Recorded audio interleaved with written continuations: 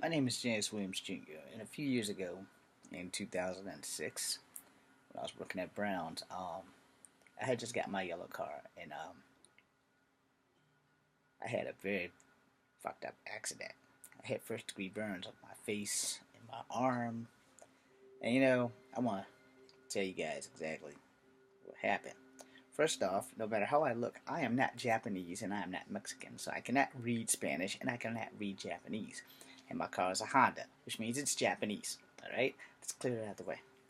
So, back in 2006, I got into an argument with my mom on the phone and I became a victim of instant karma. Yeah, that happened. Get a good look. Now, before that, I looked exactly like I do now, and I used to think that I was ugly. And for years, people actually told me that I was ugly. Hot black chicks, which is another reason why I don't date them. So for you assholes that think I'm just being pro-Asian about the girls that I choose or pro-white, no.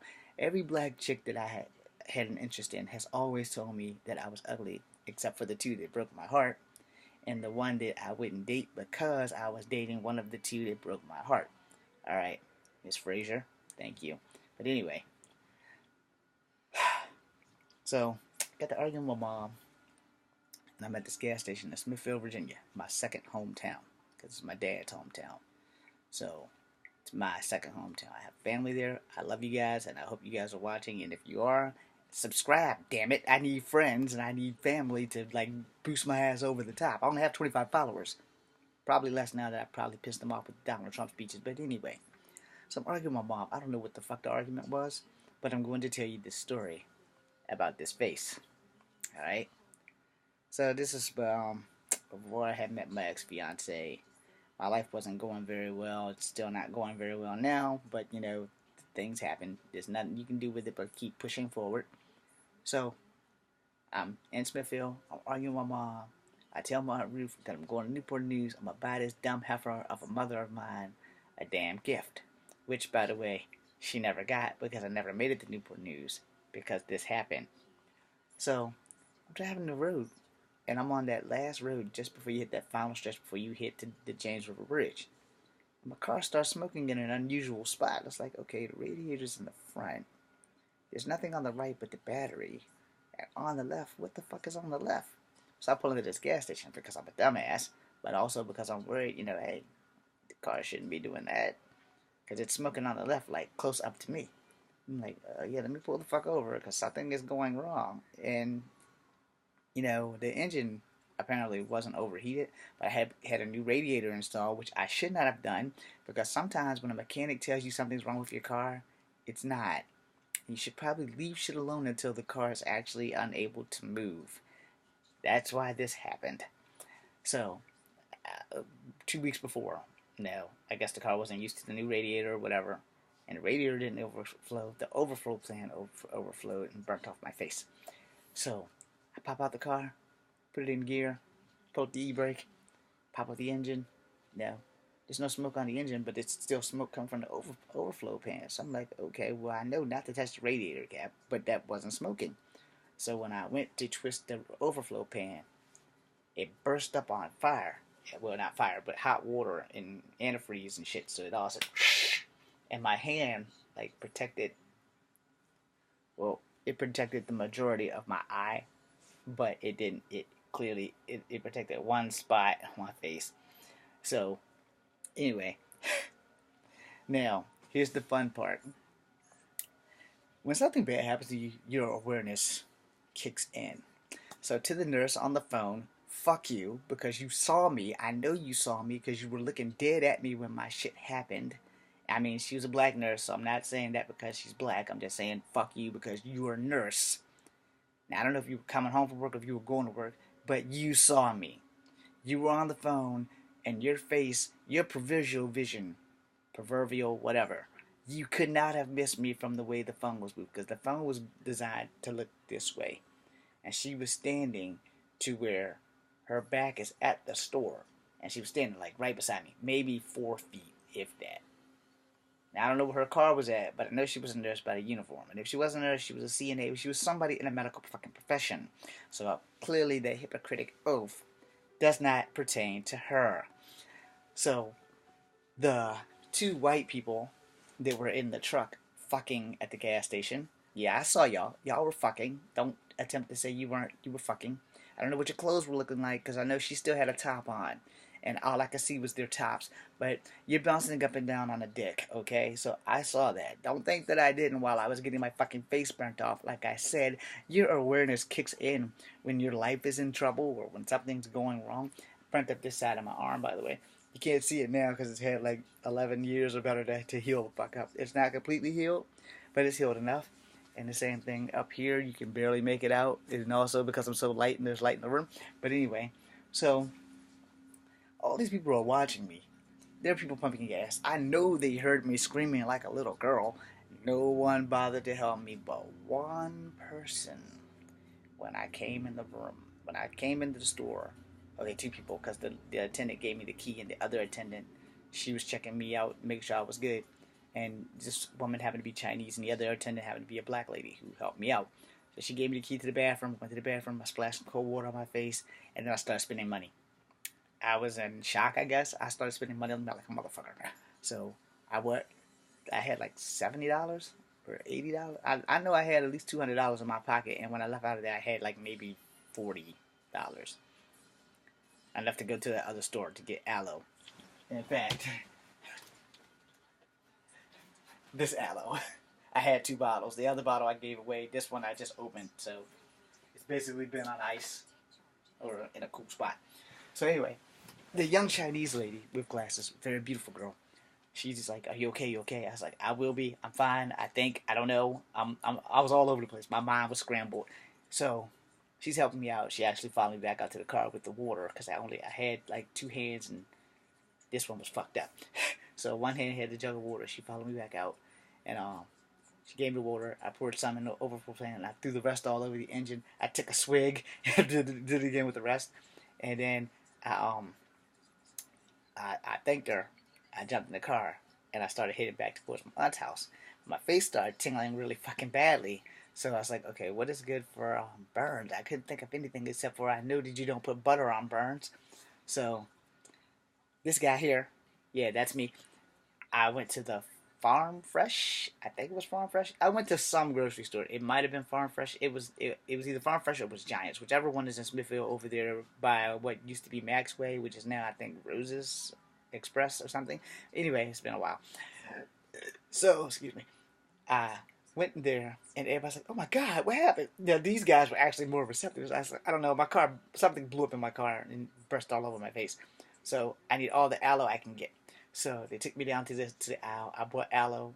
I bought like 2 or 3 bottles of aloe, and I started slapping it on my face right before I paid for it. I said, "Here, yeah, I'll pay for it right now, but I need it right now."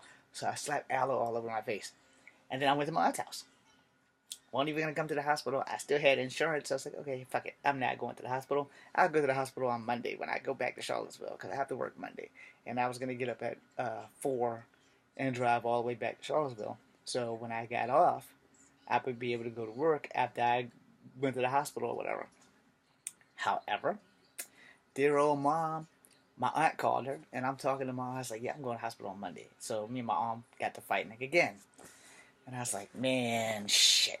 So we got to fighting. I think we fought for maybe 15 minutes on the phone. I told her I was fine. I didn't feel any more pain or nothing. I was good. She was like, "Oh, you gonna carry your fucking ass to the hospital? I'm gonna drive down there and drag you to the hospital by your fucking balls." So I was like, "Okay." So I don't thank my aunt for that. But anyway, so this is my favorite aunt on my dad's side. So I was like, "Okay." So my aunt Ruth threw me in her car and drove me to Suffolk County General Hospital, where when I got in there looking like this, I was waiting until a doctor came by, and the doctor was like, "What is wrong with you people? Why is this young man not on a fucking gurney?" And I was like, "I don't think I'm that serious." He said, "Son, you have first degree burns. Get your ass on this fucking gurney right now." I was like, "Dude, I'm fine." "No, you're not. You're still in shock." I was like, "Now I think the shock wore off a long time ago when I started slapping aloe on it." I was like, "You put aloe on your face." It's like, dude, I needed something. I needed it right then and right now. There was nothing I can do to soothe the pain by aloe, because I remember that there's a Hawaiian treatment about aloe. So you Hawaiian? I say, hell no, I'm half Cherokee, but I know that aloe is a healing and a soothing plant. So I slapped aloe on my face. So He slammed me on the gurney, not literally, but he got me on the gurney, and then I refused to lay back, so he basically clotheslined me back, and he's like, "Don't you fucking move. I'm taking care of you right now." I was like, "Dude, I'm fine." He's like, "No, you're not. You think you're fine. That's just because the pain has stopped, but the pain will be back. You have no idea how much pain you're actually in." She's like, "But I'm not in any pain. I'm not in any pain at all. I actually feel pretty good. You know, I'm kind of upset that my face is fucked up, but outside of that, I feel fine." So after that, yeah, that was me. It was naked, but anyway. So after that, um, we sat in there. He started asking me what happened. I explained to him what happened. He's like, "Well, was it the radio?" I said, "No, it was the overflow pan." He said, "Well, doesn't it have a sign on it?" I said, "Yeah, that shit's in Japanese. I'm not Japanese." He's like, "Oh, I thought you were kind of Japanese." I was like, "Nah, I'm definitely. You see my eye, dude. We black and Cherokee. You're not fucking Japanese, you know." So he he gets a cold compress. He wipes the aloe off, and then he peels the skin off. So then we're talking, and he's like, "All right, so this is what's gonna happen, son. We're gonna have to set you up for like some skin grafting." Actually, he did that before he peeled the skin off.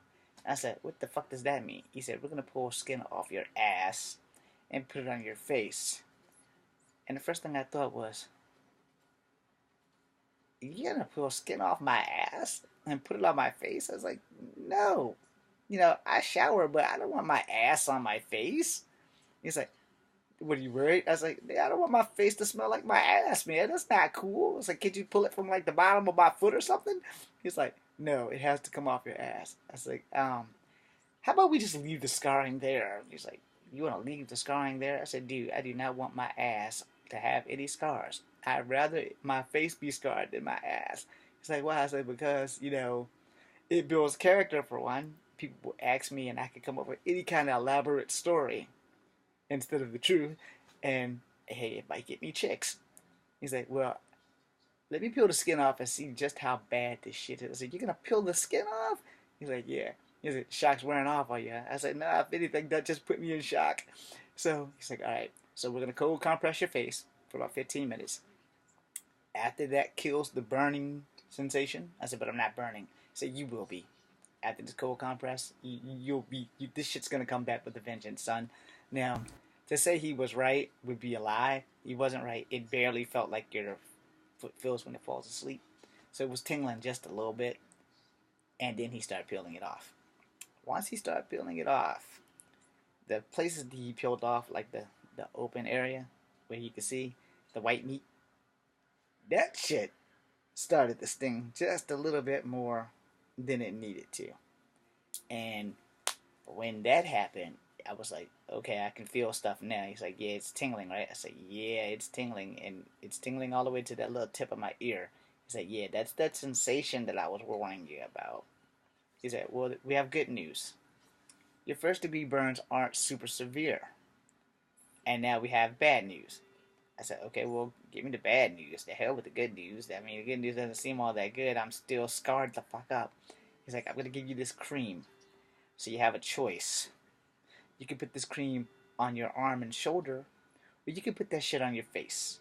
I only can give you enough for one or the other." I said, "Well, hell, I was already ugly before this happened. I think you might want to give me the shit for my face." So, I think it was like Bacitracin or some shit. There's a generic version also, but I forgot what it's called. And I think you can get it because I'm pretty sure that I bought some from the store because I took the thing to the same store I bought the aloe from, and the pharmacist there showed me where it was, so I got that shit. But it was just such a small tube, so I had maybe like 3 weeks worth. Isn't that you put this shit on your face every day? Shower first, but when you shower, you need to have your bandage on, and when you get out of the shower, use a cold compress, and then put that shit on your face. So I worked as a detailer, so I had to wear my bandages to work. And I told the boss, he's like, "Well, you need to take off to you here." I said, "Dude, I can't afford to take off." No. So he's like, "Well, then you need to stay in the back, and we'll have to have somebody else deliver the cars at nighttime." So that's fine by me because I'm not giving up my job. And it's like, this didn't happen at work, so I can't take workers' comp. And, I can't afford to take the fuck off. It's like, when you have vacation, I was like, I'm not using my vacation time to fucking sit there and look like I'm some kind of damn dumbass at home with a burnt up face. I say, I'll put gauze or whatever the fuck I need on my face, but I'm not giving up my job. So I worked for like almost a month with my face bandaged up. And so I kept putting the cream on. I'd slap the gauze on. I'd come to work, and it's like I got like a little tape mask going on. Yeah, and so I worked in the back, and I worked for quite some time with my burnt face. And then eventually I didn't have to wear my burnt face. I have it all cataloged on DVD cam tapes somewhere. I don't know where it is. I'll put them up somewhere when I find out whatever the fuck. But anyway, I do have them all. I just don't have them on video. So, well, I have them on video. I just don't have them online. So anyway, I mean, hell, the proof is right there. So, but yeah, freaking, I cataloged how long it took. So I'm pretty sure I was in there for a month. I like recorded like at least 2 or 3 times a week. I didn't record every day because like, there's not enough money and enough tapes to record this shit. But I healed up fairly well, So, yeah, I might be ugly, but I'm okay with it because I was worse.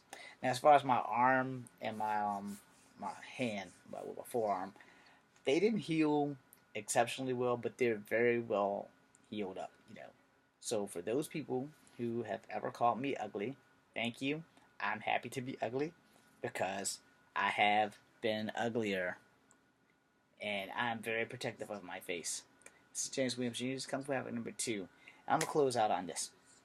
If you're ugly, or people think you are ugly, and they call you ugly, just remember the picture that I showed you. You can always be uglier than you are. So if you're ugly, be grateful that you are alive. Be grateful that you have a face. Be grateful that someone notices you. And if they're calling you ugly because they think you're ugly, then you're only ugly in their eyes. I'm ugly in a lot of people's eyes, but I'm no longer uglier in mine. Because I used to be ugly in my own eyes until I burnt off my face.